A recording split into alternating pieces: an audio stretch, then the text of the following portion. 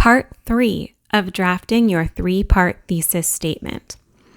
In 10 minutes, draft the thesis statement to guide your essay.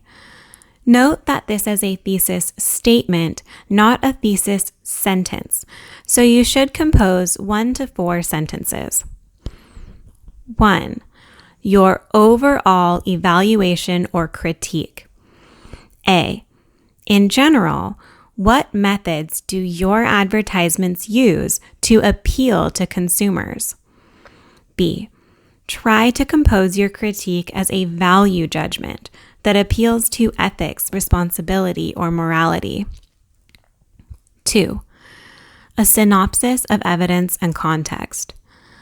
What kinds of topics and themes have secondary sources been discussing, which will help you begin to unpack and understand the meaning of advertisements? What genre or category of primary source advertisements will you apply those topics and themes toward? What details of those primary sources will you focus on? 3. Larger significance and impact. A.